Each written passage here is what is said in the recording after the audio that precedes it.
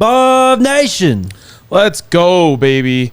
Jake, looks like the Nebraska fans are here early. We started the stream with 2 thumbs downs. Not surprised. Drown them out, folks. Drown them out. A lot of people have lots of things to say about Colorado and Coach Prime recently. Yes, they do. Yes, they do. Everyone's piping up. Welcome into DNVR Buffs Prime Time. We're presented by Illegal Pete's, everyone's go-to spot for burritos, buddies, and beers. It's official. We get a Sweet 16 rematch between the Buffs and Iowa and Caitlin Clark. Let's fucking go. We'll get to that. Some Dak Prescott stuff that's relevant to us that we'll get to as well. Yes, sir. It's also Tiersday. Happy Tiersday, everyone. Happy Tiersday to all who celebrate. We'll talk NFL rule changes, but we start today with the biggest news in Colorado sports, and that is the unification of the 5430 Foundation and the Buffs4Life NIL collective under Blueprint Sports, who's the industry leader in full-service name, image, and likeness collectives. They have been able to merge together 5430 and Buffs4Life to streamline all of CU's NIL money into one foundation. Yeah, huge step in the right direction for Colorado as it relates to the NIL world and our standing in it. Mm-hmm. One thing that you have to understand about Colorado is that before Coach Prime, we didn't exist in the NIL world. We barely scratched the surface.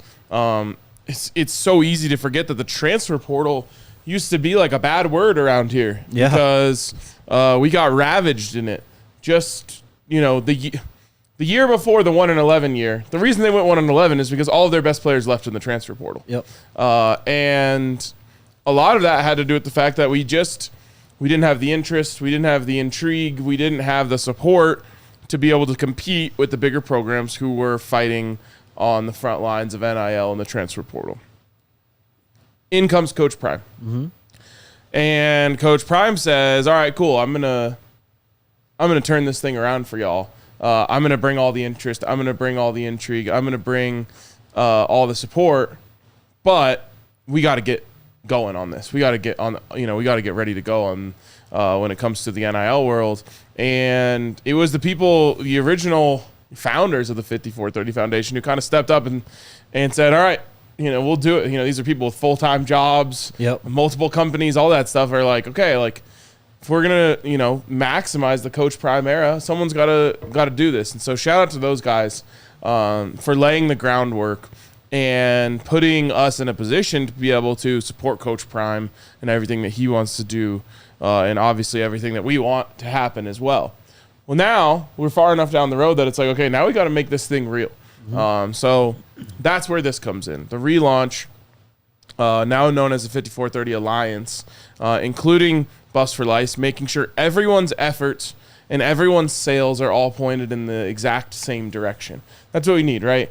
We can't have Buff Nation pulling in 2 different directions. We got to get all going together. So you bring in Buffs4Life, you add in all the other sports, which is something we've been talking about a lot over the last week. Yesterday. Yeah, exactly. When it comes to how can we, take the next step as a basketball program. Well, now you can do that through 5430 as well. You can basically go on there, and when you make a donation, you can choose up to, I believe, 2 sports to split your donation with, or put it all towards one. And so now we've taken that next step to being, right there with the leaders in the industry when it comes to NIL. Super happy about this. Really excited for the people that are behind it, and can't wait to see the impact that it could have on the field. Definitely, man. I mean, when I was starting on the beat, there was no NIL presence here at CU. And then shortly before Coach Prime was hired, the Buffs4Life opened up really their gates to accept all donations and become part of an NIL, or become sort of an NIL foundation. Of course, alumni driven. The president is Sean Tufts, key figure in the 62-36 game, a Colorado legend at linebacker. Yep. And that kind of got going. There was some momentum there. And then Coach Prime got here, and, we start to run into some more roadblocks with NIL. And then 5430 comes along. Things really start rolling. Then you saw the benefits of that this last offseason. Seeing Jordan Seaton and all these transfers come in, high-level transfers. It's exactly what this foundation was built for. And now you bring it all together, and it goes, like you said, to any sport you want to. You can help fund the basketball program now. You can donate to a general fund now. You can donate just to a large pool and have them decide what to do with it. But you can decide also if you wanted to just invest in football, track, whatever it is. We've got a few quotes here. Rick George said, NIL is a critical component of our athletic programs as we support our student athletes and compete for national championships. 5430 Alliance ushers in a new chapter of NIL at Colorado and allows our fans and alumni to support our student athletes through one avenue. We encourage every supporter of the Buffs community to pledge their support to 5430. We also have a Coach Prime quote. I can just hear his voice reading this thing. I know. The last line especially. It starts off, "We here," all caps, "and we're not settling for nothing. We have a commitment to dominate on and off the field. And in order to do that, we need to dominate in our NIL program as well. 5430 Alliance gives every darn Colorado fan the opportunity to be a part of history. It don't stop, baby." Every darn Colorado. Yes. Awesome stuff from Coach. And I love that. I don't know. I love hearing like Rick and Coach Prime just directly get behind this. I think it's such a interesting world of NIL where it's like, where can you step in? What can you say? What can you not? Right. But I think it's important for the people at home who maybe have $15 a month to spare. Maybe they have $15,000 to spare. Whatever it is, though, making sure that you hear it from Coach Prime, from Rick George. Like, this is the way, this is the place to support if you want to, directly contribute to the NIL fund that is going right back to the student athletes. Yep. Sean Tufts had a quote, too. He's the Buffs for Life president. He said, "We are committed to the mission of Buffs helping Buffs," which is basically what Buffs for Life was founded on. And with the 5430 Alliance, there's a clear way for all of our fans to do just that. So there you go. So you taking another step. Really, and it's all because of Coach Prime. Since his arrival, Boulder and Colorado athletics have just stepped up increasingly as time has gone on, and this is another step in that journey. It's one of the many legacies that Coach Prime will leave at the University of Colorado. But it was a perfect situation, I think, for Coach Prime, but also a perfect situation for Rick George, because I'm sure that he's been kind of pushing these things and wanting these things, but you can only do what you have support for. So this is just one of the areas where Coach Prime has walked in and just said, like, hey, this isn't negotiable. I want top-tier players. We need NIL money. Okay, boom, done. And when he's having those contract talks with Rick George before he ever even agrees to become Colorado's head coach, it's like, okay, well, I need your promise that you're going to support me in this area and that area. I mean, look, overnight, Colorado became the face of food in college, at college universities. That wasn't like that before. Chef Solomon's been great, but he didn't have the budget that he has now. And it's another thing where Coach Prime's like, hey, look, I got to be able to tell these parents that their kids are eating well when they come to Colorado. That's one of the two things that they care about most. Like, where are they sleeping? What are they eating? And another thing that he just said was non-negotiable. And so no matter how long Coach Prime stays here, it could be one more year, it could be 10 more years. When he leaves, he will have put these things in place that they are absolutely necessary to be a legit college football program. If you want to say you're a football school, these things have to be in place. So one day, whenever the next coach comes here, they're already going to have a healthy NIL collective to walk into. Yes. And they'll have a baseline that a lot of other places don't have. And so, again, I hope Coach Prime's here for a really long time. Whenever he decides to leave, building this infrastructure of a real football program will be here forever. Yeah, he's going to leave Colorado a better place than it was before he got here. 100%. Which is pretty much like his goal in almost everything he tries to do. It's just huge for Buffs for Life because, the 5430 Foundation was for kids in school right now, right? To get them to Colorado, but Buffs for Life will help them beyond that. It's a whole organization built upon mental health, brotherhood, just unity among Buff alumni. So these athletes are going to be set up for the now and the future because of this merger too. Absolutely. I've seen a few questions. Your monthly donations shouldn't be impacted by this. It's all the same people. So if you're already set up, you're good to go. And those guys are pretty good at responding if you have questions and stuff on Twitter. Mm-hmm. I'm sure they're very inundated today, but over time, they'll get back to you. I know some person said they wanted to double theirs, things like that. They'll be great response. Big news. All right, so the NFL changing some rules. They do so every offseason, but this offseason it's created a bit more buzz because we're really kind of changing aspects of the game here. We'll get to the kickoff stuff, but the hip drop tackle came through yesterday, and these are going to be in play for the NFL this year. So the question is, how long before these changes come through at the college level? It's always been a little lag behind the NFL and changing their rules, but the kickoff change is pretty substantial too. It's basically the XFL kickoffs if you've been watching those. Yeah, it's going to be weird. It's going to take some getting used to. Obviously, I'm always going to be pro player safety, and I think that there's a thin line between making sure you're doing whatever you can to protect the players, give them the best life after football, and also taking away the spirit of the game, which is inherently a dangerous and violent game to be playing. As it relates to kickoffs, I've honestly been pro. I wouldn't say pro. I've just been on, let's just get it over with and take out the kickoff. Since they changed the kickoff starting point and the touchback rule, they've been neutralized. Yes. My theory was, or my proposal was, each coach has a button on their sideline. Yeah. If both coaches hit the button, it's a touchback. If one coach doesn't hit the button, now we're going to kick it off. Right. Anyways, the kickoff rule to me is we're just going to that place that I'm talking about, which is they're just going to give them the ball in the 25. We're just taking it step by step by step. We're going to get there eventually. I'm indifferent on it.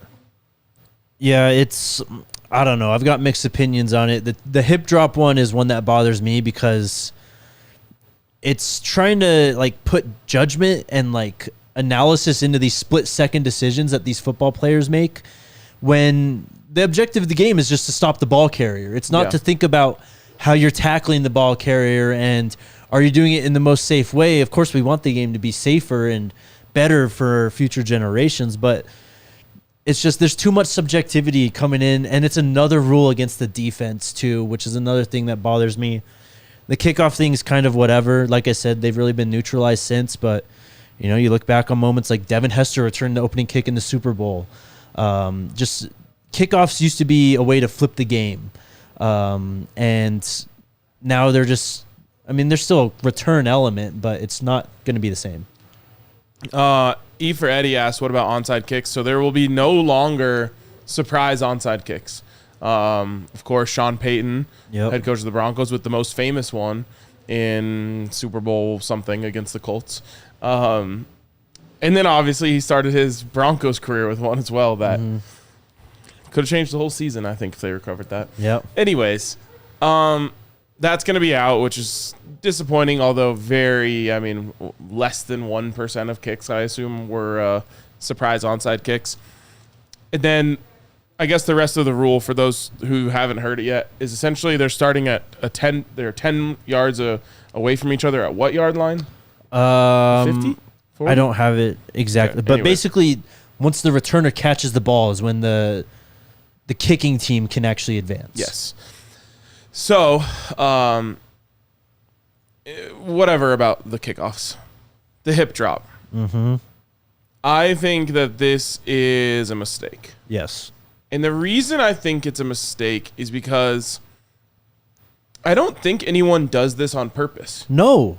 When you wanted to take out targeting and you said, okay, we're going to create really harsh punishments for targeting because we want to teach the players to not do this anymore, I think that was a realistic goal. Right. You were saying these guys are launching themselves. They're trying to go for these big hits. We need to just get them to tackle more traditionally.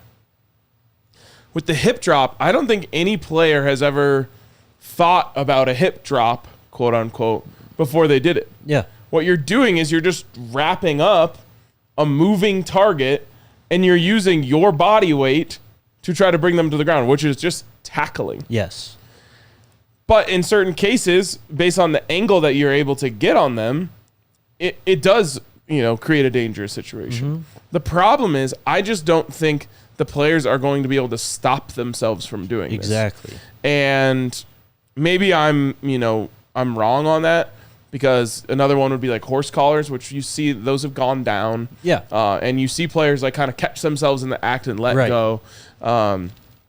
So maybe you'll see guys like swinging around, they're grabbing them by the hips, swinging around, and then letting go. I think it's going to be few and far between. And what's going to happen is you're going to just get more and more penalties on the defense. And I don't think that is positive. I know that the NFL and college football thinks that everyone wants scoring.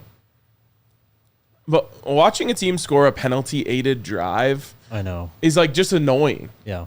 Obviously the team I'm thinking about is the Chiefs when I say that. Mm-hmm. But anyone, it's just like, oh, yeah, they're going to call it there. And it's such a subjective call, like you said. What defines a hip drop? Right. I saw people showing like the DK Metcalf chase down. Yeah. And I'm like, there's no way that could be called that. But it's all going to be up to the refs, mm-hmm. because it's impossible to define exactly what it is. I think it's gonna end up being a bad thing. And I might go as far to say as they might have to remove this rule eventually. Well, it's going to be interesting to see how they call it this year, because I'm sure the NFL preseason is going to be a point of emphasis. But we've seen the NFL before many times. They make these rule changes. They emphasize it in the preseason, even the first month of September, week 1 through 3, 1 through 4. And then they get a call from the league office, and basically it's not called as strictly anymore. Yeah. So we'll see if that's the case. On the kickoff rule, kickers will continue to kick from their own 35-yard line, but the other 10 players on the kickoff team will line up at the receiving team's 40-yard line. Okay. And then at least 9 members of the return team will line up in the setup zone. That's between the 35 and 30-yard line. And only up to 2 returners can line up in the landing zone. That's between the goal line and the 20-yard line.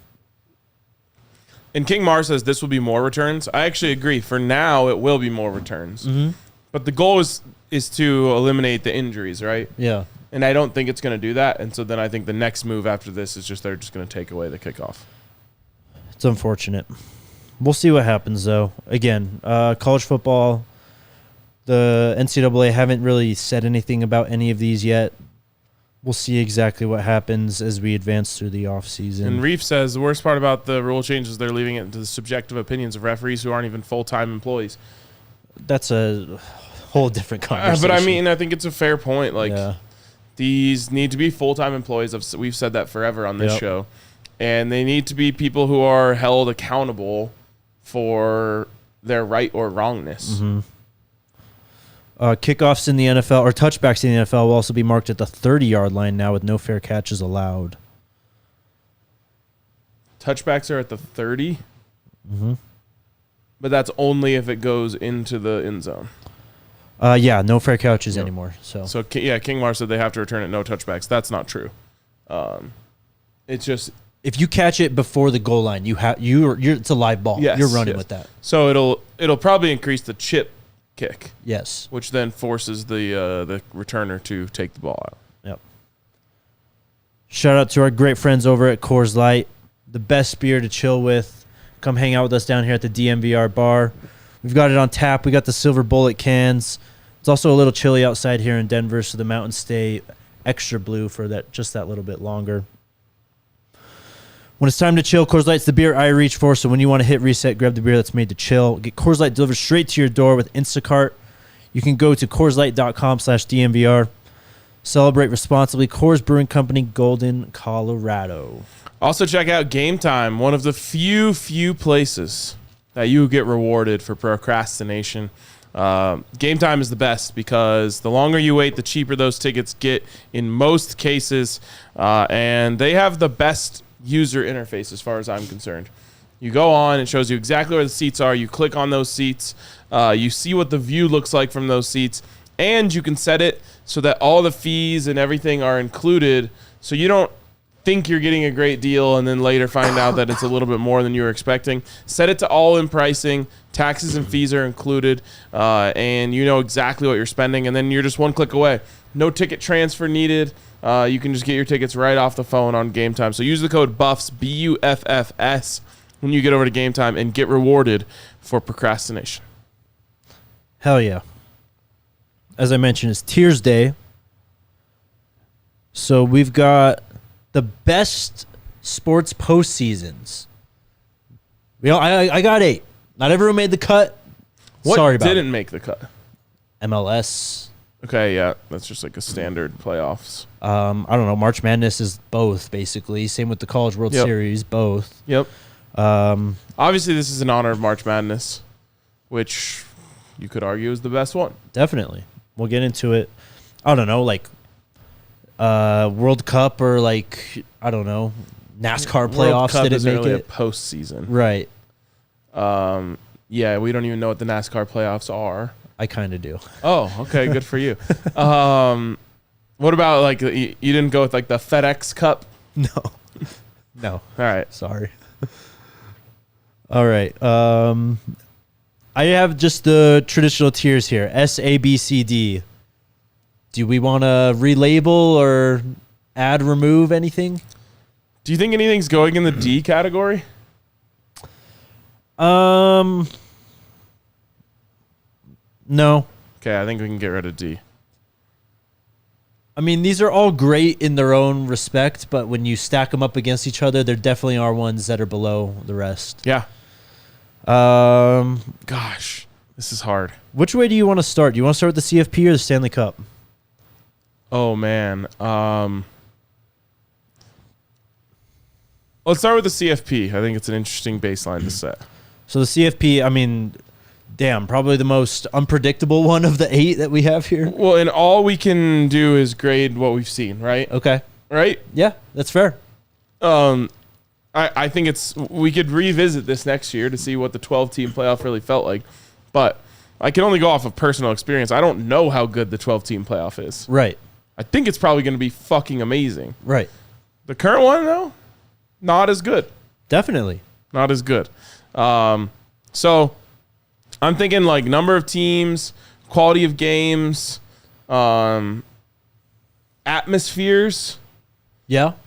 Mm-hmm. The college football playoff is really low on this list.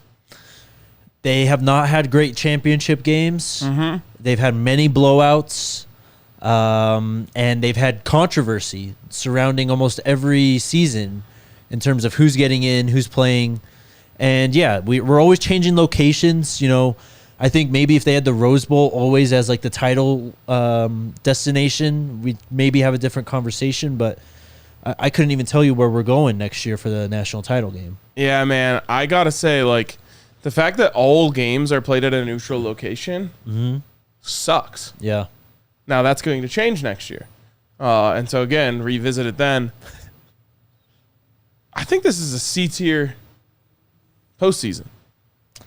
As much as I love college football, I think I have to agree. Now, do bowl games get, like, I No. guess, no? No. Because I guess that is part of their postseason. It's kind of like best of the rest, though. But even bowl games aren't that great, Yeah, with especially in the opt-outs and opt-out era. Wow, is my favorite sport have the worst postseason of all? I think we all until now.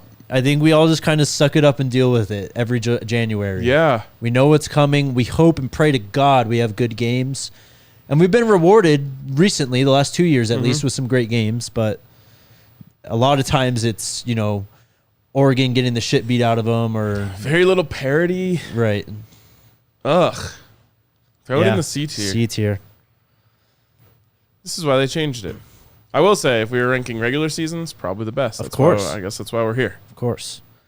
The College World Series. I don't know this one. I'm going to be honest, I don't really know it that much, but I have caught many College World Series games just because they were on. Uh-huh. And I've always found myself invested just because the games are always so tight. Aren't these series? Yeah, so it's like a kind of like a +1 type of thing, like best of 3-ish. But also, you get like a lot of variety in the schools, like a lot of underdogs. Remember when Coastal had that year and stuff? Yeah. I want to say like Fresno State had a miracle run one year. Yep. I can't, in good faith, rank this one. At least I can't. I certainly can't put it in the upper tier or the lower tier. My gut is telling me to put it in the B tier. I think it joins the CFP. Okay, all right. I'll allow it. All right. College softball. Reef said college softball World Series is better. We're putting those. They're grouped in, yeah. Should they not be? Are they different? I think they're pretty much identical. Okay. Again, I don't really know. It's also CU doesn't have baseball or softball. It's That's also based in Nebraska. Yeah, Omaha. Can't be good. I'm cool. I'm leaving it in there. The FCS playoffs. We had some FCS playoffs conversations this last year when games were on. Remember talking about Albany? Yep. North Dakota State, of course, a powerhouse. Both Dakotas, really. This is a massive playoff. Trying to find here 24 teams. So there's buys and stuff, but it's top 24 teams basically. Not in all the FCS because, of course, the SWAC is left out and a few other conferences, but one of the true playoffs that we have. This is the superior college football playoff system for sure. Definitely. Because of that, I think it's going into the B tier. But it doesn't crown a true champion. What I mean is the winner of it isn't even the best you know what I mean? They're not the best college football team. Yeah. So it's kind of like, I don't know. It's weird. Like I was about to say, it's like doing the MLS playoffs versus the Premier League, but the Premier League doesn't even have playoffs. They just maybe the most true champion of all. Just whoever was the best team wins the championship. Yep. Anyways, I'm gonna put that in B tier. It's fair enough. There's a reason why the CFPs go into a similar structure to this. I believe that's Elvin. Is that who asked why is the SWAC left out? I believe it's up to them. At least that's the way it was described to me. That they could opt in. I honestly don't know though. Well, I mean, let's be honest. If Coach Prime's Jackson State teams were invited to any of those playoffs, they're making noise. I think so too. But I don't know what the rule is on why they're not in there. I want to say it was like a conference decision, though. But I don't know that for sure. Yeah, I'm not, because they do have the Celebration Bowl. Yes. Between those two conferences, that's kind of the HBCU national champion. But I mean, they're all in the FCS. It's all the same subdivision, really. All right, March Madness. This is absolutely S tier. Definitely. Now, recency bias could hurt that because it has not been the most mad of madnesses. But when I think of games that I am not personally invested in that have gotten me to jump out of my seat, March Madness is S tier with a bullet on this. It always delivers the parody. It always delivers wild moments. It's a all-day event for the first 2 days, which is amazing. To me, it's like truly the greatest sporting event there is. And we'll get into it as we move through these, but it's the perfect length, too. It's like 3 weeks. It doesn't go on forever. Like, there's nice structure to it. And even the arguments I've seen recently, because we haven't had a lot of upsets, especially in the round of 32, a lot of people have been saying, well, we're just going to have better teams advancing, through the Sweet 16, Elite 8, Final 4. Like, the tournament theoretically should be better, or at least a higher level tournament this year because of those reasons. Yeah, it's funny because I've been like complaining about not enough upsets. And at the same time, when I look at my bracket, I made my bracket when it comes down, especially to the Elite 8 and the Final 4, as chalky as I've ever made it before. But I was just like, there's such a clear upper class of basketball teams this year, and I think that's showing through in the tournament, unfortunately, from an upset standpoint. But you're right; it's just we're gonna keep getting great games. It is always a bummer when like the 14 seed that made it the Sweet 16 or the Elite Eight then just like runs into an actual team and gets blown out, and it's like, oh well, there's a throwaway game for us. But I'm still pulling for the upsets as much as possible. For sure. Derek asked, where's Hank and Todd? Wrong show, bro. I don't know where they are, but we love them. Yeah. The MLB postseason. Okay, so this is hard. I've got some gripes here. So, I must say that Rocky's ownership has ruined the sport of baseball for me. Fair enough. I actually used to love baseball. Mm-hmm. Most people who know me know I just love sports. I love just watching athletes compete at the highest levels. And I loved baseball growing up as a kid. I also think that like the fact that it kind of runs unopposed in the summer, it's a great sport to get into when you're into it. Mm-hmm. Rocky's ownership has just made it impossible to be in it. And I will also say that there's something to be said about an MLB postseason game and the fact that like every pitch matters. Yes. And everyone is completely dialed in, and you've got like stadiums of 50,000 people like on their feet for 9 straight innings, reacting and kind of like taking in every pitch, because the game could game could change on every pitch. So I would say the difference between regular season baseball and postseason baseball might be the biggest gap. Absolutely. But baseball is just not nearly as electric as the other sports. It's A or B tier for me. So when you take an atmosphere into account and you see like the Phillies games last offseason or last postseason, and you see like when baseball cities get into it, when the Yankees are good, the Red Sox are good, or if they play each other, and like those atmospheres, they rival the top atmospheres. But it's one of those postseasons that it doesn't line up to me with a 162 game season, and then you could go into a wild card round, lose 2 games, basically 3 games, whatever it is, and you're done. Great gripe. I think they should open it up a bit more. Yes. Now we'll get into the NHL and the NBA because I do think they can be a little too long. Mm-hmm. I just think the MLB doesn't take full advantage of the opportunity that October is and baseball, the power of baseball postseason. Yeah, it's kind of odd that the longest season has the smallest amount of teams making the playoffs. Yes. I will also just add in that Rocktober in Denver in 2007 when the Rockies made the World Series was easily a top 3 sports run of my life.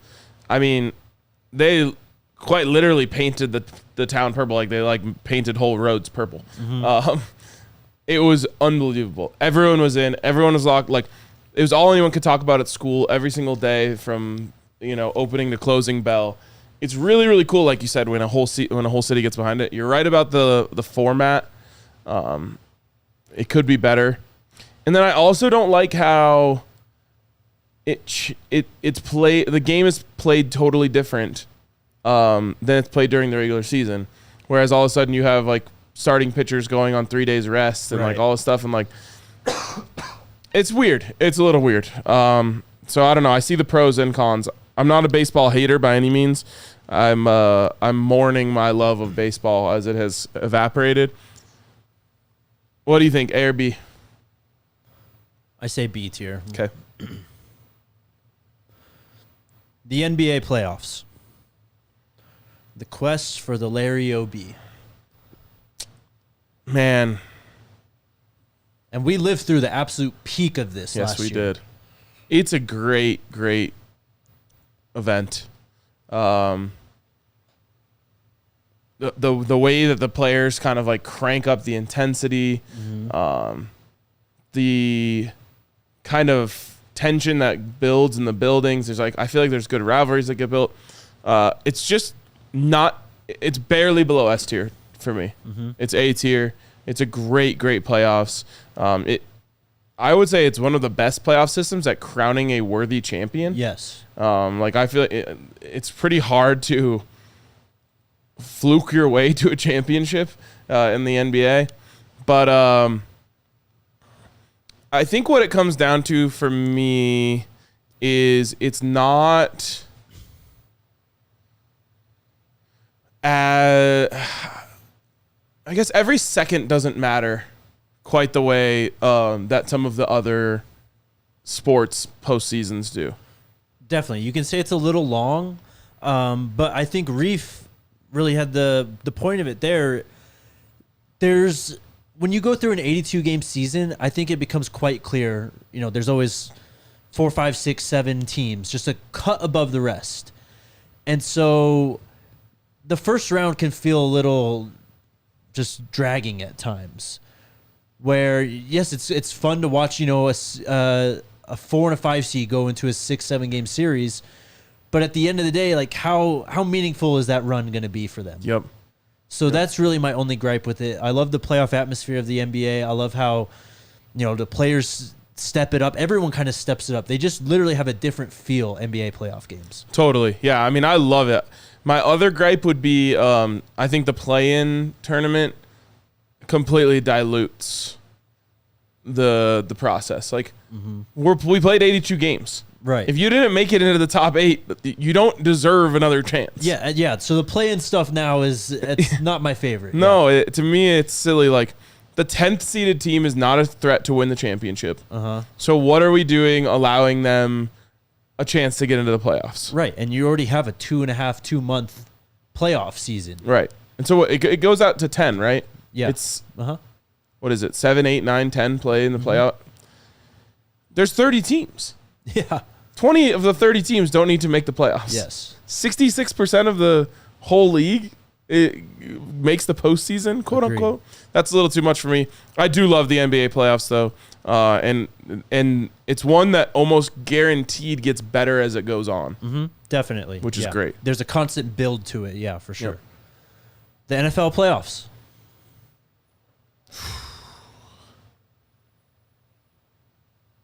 Man, I'll let you start here. I'm biased. I love football. It's my favorite sport.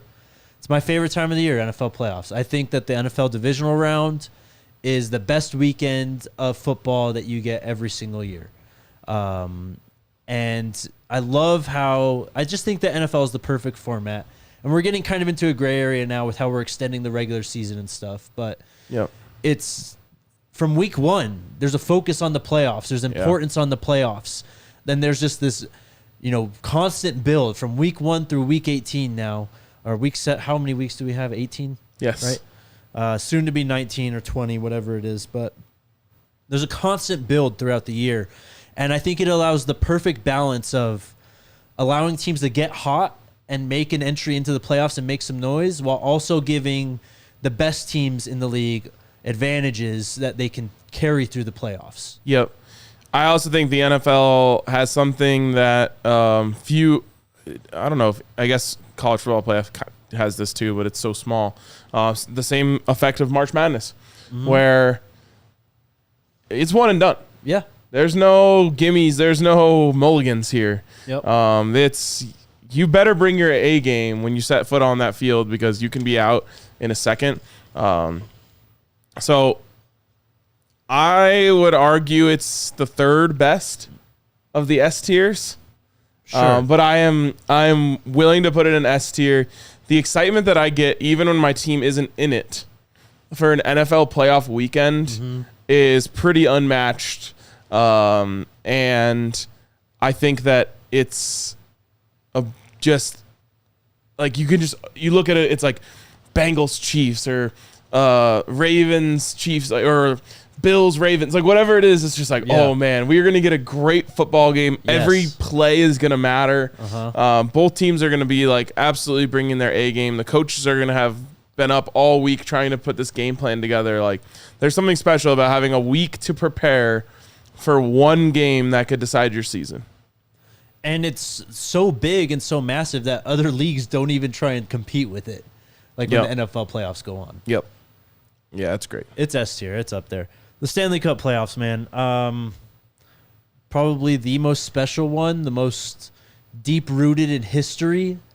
You talk about atmosphere. Playoff hockey is just different. You can sense when a team is on the brink of elimination and how hard they're fighting when you watch those games.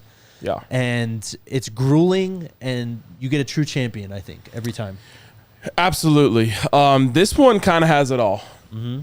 It has parity. I think there's been more 1-8 upsets in hockey than any other professional sport. It has the grind of a 7-game series. But one thing that I think it has that maybe only the NFL playoffs can compete with is the electricity in the building when a team scores. Yes. Because the goals are so valuable and there's so much lead up to them that the way that a building erupts when a team scores a playoff goal is like a feeling that I wish I could bottle up and just like have for a rainy day. It's something, if you haven't been to a playoff game in the Stanley Cup playoffs, I recommend anyone to go to it and just soak up what that's like. As far as, we have a unique perspective of being part of a NBA championship run last year and a Stanley Cup run the year before. I don't mean this to push down the Nuggets championship run at all, because I'll remember that for the rest of my life. It's something that is like near and dear to my heart. Yeah. But the way like this bar was during that Avs Stanley Cup run and the way that it erupts for goals is just pretty unmatched. I went to, I think, game 1 of every series in that Stanley Cup playoffs, and it's just like, just thinking about it gives me goosebumps. So Stanley Cup playoffs are pretty goated. Put them right there. So March Madness 1 on the S tier? I think so. The only thing about March Madness is it kind of gets worse as it goes on. It kind of does trail off, yes. Like, that's a pretty tough drawback. So do we put Stanley Cup playoffs first in S tier? I think I'm willing to do that. That's fair with me. And I love March Madness. I'm like a March Madness obsessed person. But it's really the first weekend that I'm so obsessed with. And then I like obviously still love it after that. But a lot of times the Final Four isn't as electric as the first day of the tournament. Well, the allure of the first weekend is it's from 10:30 a.m. to 10:30 p.m. Yeah. It's for 4 straight days. It's just nothing but basketball games. Yep. You don't really get that, obviously, as you advance through, and you don't really get that in any other sport, though. So, what about the Frozen 4? Do you have any Frozen 4 opinions? Not a Frozen 4 watcher myself. I've watched quite a few DU games, just based off of my civic pride. But I can't say I've ever like followed the tournament close enough to have real takes on it. Yeah. I mean, I feel the same way. I think if the College World Series was in, Frozen 4 should have been in, but I would have had the same answer about both of them. I was just like, I don't know. Right, exactly. Well, shout out to Fubo TV. If you're a sports fan, we're getting down to the end of the NBA and NHL season. Of course, March Madness going on right now as well. You can watch it all over on Fubo TV. 140-plus live channels of sports shows, movies, and news. You can stream live from any device. You also get 1,000 hours of cloud DVR included at no extra charge. Fubo's clutch. That's where I got all the Buffs games recorded from this last year, so they're all ready to go. You can watch all your favorite college football, March Madness, and the NFL at Fubo TV. Go to www.FuboTV.com/DNVR to sign up for 15% off your first month of Fubo Pro. Also, us. Shout out to DNVR. Man, we've had some great days at the bar during March Madness. Full tables. Another fun thing about March Madness is like everyone kind of shows out for their team. Like you randomly have a table full of Vermont Catamounts fans in the bar. So if you haven't been down here yet, make sure you come down this Thursday and Friday to take in the Sweet 16. It's a cool place to take in. I think we have the best TV setup in a bar in all of Denver. Undisputed. So come check us out. Come hang out. Enjoy the food. We leveled up on the food. The food kicks ass over here. Yes. We're on a heater right now with the menu. We just dropped a new brunch menu. We have this croissant breakfast sandwich that goes crazy. I prefer it with the ham, but everyone kind of has their own favorite breakfast meat that goes with it. So definitely come down and check out the DNVR bar and all the different cool events that we do down here. Yes, sir. Are we doing live streams again this weekend? I believe so.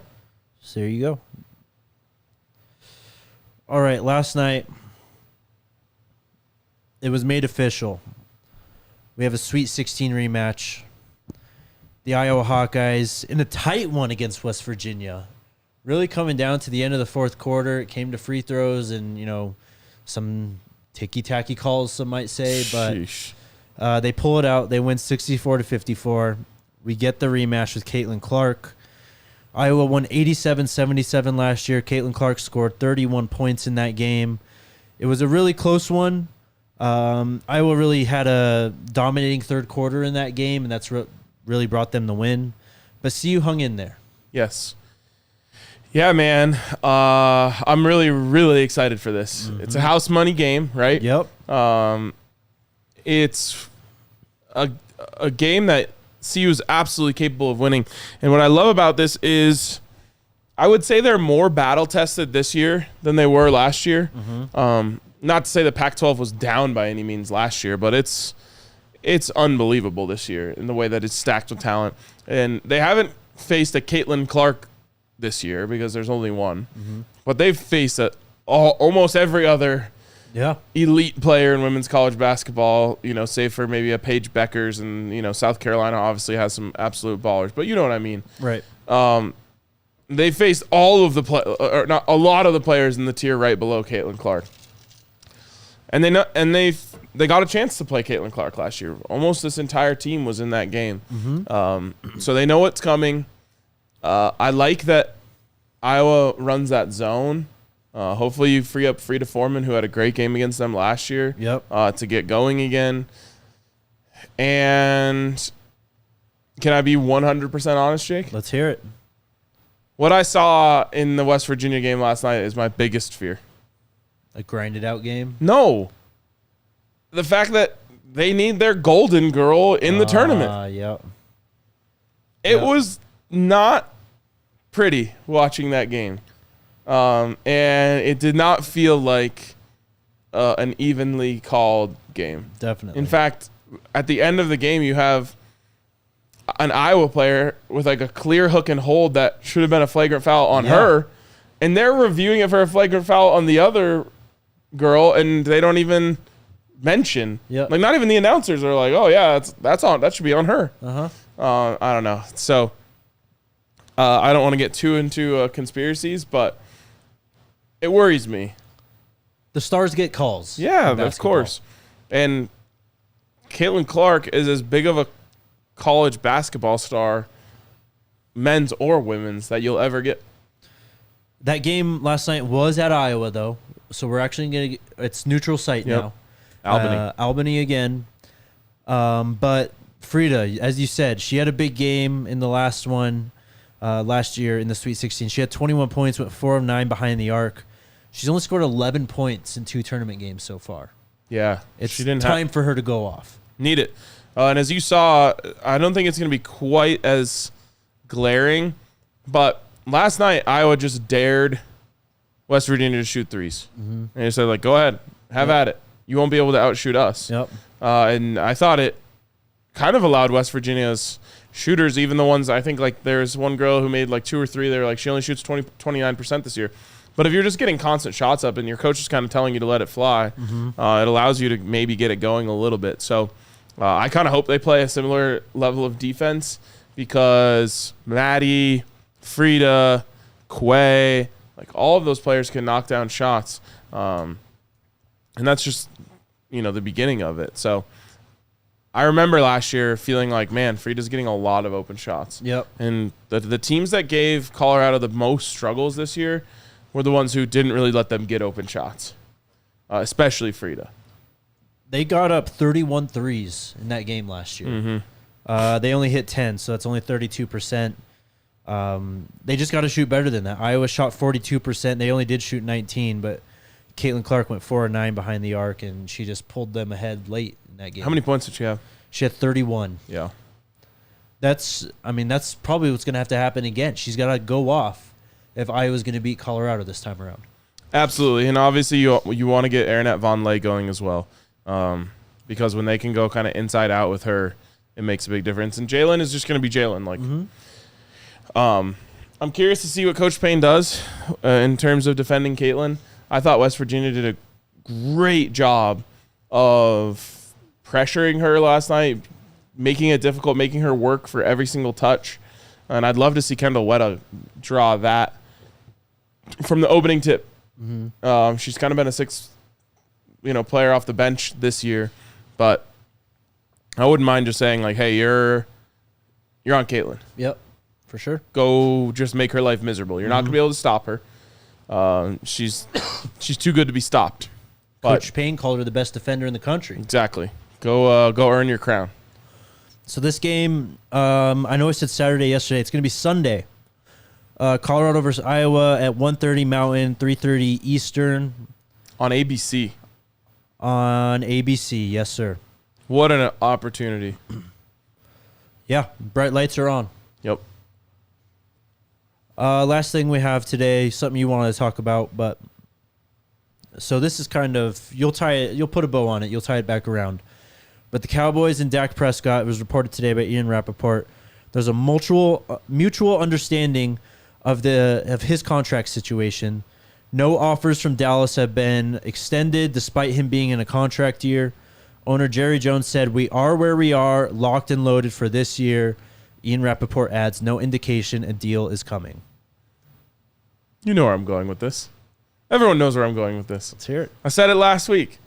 I think that the Cowboys are going to find a way to get Shedeur to Dallas. I think that Jerry Jones, of maybe any owner in the NFL, understands what comes along with having a Sanders, and just it's like the most Jerry Jones thing ever. Yeah, it would be a perfect fit. It would make sense for Shedeur. It would make sense for the Cowboys. I mean, as long as you're understanding that you're gambling a little bit. Definitely. But that's become more and more common in the NFL than it used to be. It kind of used to just be like, if you have a quarterback who's good enough, you stay with them forever. Now it's more like, well, are they good enough to win a Super Bowl? Or are they good enough to make the playoffs? So no one believes in Shedeur's ability to succeed at the next level more than me, but I think it's all pointing there. It's a tinfoil hat theory, to be sure, but this was one step in the right direction for my theory. Cowboys fans just don't know how good they've had it with quarterbacks. Yeah, but not good enough. Dak has some blame for sure for them not being able to make some runs, but there's been a lot at play with the Cowboys and their postseason lack of success recently. And I don't think a lot of it falls on Dak. So we'll see. I would also hate this because it would make me actually kind of want to root for the Cowboys a little bit too, of course. Yeah, that would be a really hard thing in my household. Yeah. Being engaged to an Eagles fan. That would have to be a very low key pulling for Shedeur without pulling for the Cowboys. You buying a Shedeur Cowboys jersey if that happens? No, I wouldn't be allowed to. Okay. I wouldn't be allowed to. Under different circumstances, I might. Yeah. Maybe 27 other NFL teams and you're buying that jersey? Yeah, exactly. Also, I only wear black. No black Cowboys jersey. They do have those nasty, just like black ones. I don't do that. Yeah, I know. We'll see. So yeah, I think it's happening, or at least it's the wheels are in motion. The Cowboys would have to still pay Dak in 2025, though. He would carry a $40 million cap hit. That's chump change compared to what the Broncos are tossing out this year. Pretty identical, actually, but... What is it, 45 for the Broncos? I think so, yeah. Yeah. Not ideal. But I do really think that Jerry Jones has always wanted, like, an uber marketable quarterback. Yeah. Someone mentioned, like, he wanted Johnny Manziel, like... Shedeur would be just... Could you imagine the way that Cowboys fans would love him? I mean, they would love him definitely, but they'll also eventually turn on him like they have the last few guys. If he's not delivering Super Bowls for sure. But which is obviously incredibly hard to do. It is, but Dallas's issues run deeper than even the coaching staff. It's a lot of it starting at the top. Yeah, so for sure. I agree, Chase. Shedeur does need to be a Bronco. Shedeur with the Broncos would feed my family for decades. Could you imagine the scenes at the DNVR bar on that draft night? Oh, my God. I'd probably cry. I'd be in tears, yes. All right, what's up, chat? Pros and cons. This was to do with the NIL merger. I don't really think there's a con to this. Nope. Just growing, moving in the right direction, becoming bigger, becoming stronger, better infrastructure, more hands on deck. It's all just great news. Yep. Drop your questions in the chat. We're running a little low on starred ones today. So whatever you got, throw it in right now. Eric with the question, how realistically now is a baseball team at CU? I believe if Coach Prime speaks it into existence, it will happen. I still think we're a little far off, and I think we're taking steps toward that. This definitely being one of them, the NIL Foundation. But, I mean, you got to build a field, stadium, whatever you want to call it. You got to figure out Title IX. Yeah. So.